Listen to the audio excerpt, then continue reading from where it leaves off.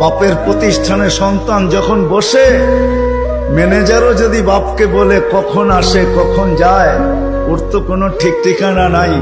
বাপ এক দুই দিন শুনে, হয়তো তৃতীয় দিন বলে তোরা তো মাথা ব্যথা কেন, প্রতিষ্ঠান তো আমার, ছেলেও আমার, কখন আসলো কখন গেল এটা নিয়ে তোর মাথা ব্যথা কি? ঠিক না? সত্য তো?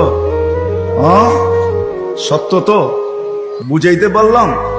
এটাকে বাংলায় কি বলে? চোখে চোখে রাখা হয় না বেশি। কি একটা ভালো বাংলা বলেন? কি বলে? নজরদারিতে রাখা হয় না, প্রিয়জনের উপরে নজরদারি করা হয় না। কখন আসলো কখন গেল, ক্যাশ থেকে কি নিল কি রাখলো, বাবা বলে নিল তো আমার ছেলেই নিচ্ছে, অন্য কেউ তো নেয় নাই। আল্লাহ ভালোবাসে, আমাদের উপরে নজরদারি রাখতে চান না। এই জন্যই কোরআন দিয়ে আমাদেরকে বুঝাইতে চান, ইয়াফু আন কাসীর, তোমাদের অনেক গুনাহ এমনি মাফ করে দিন।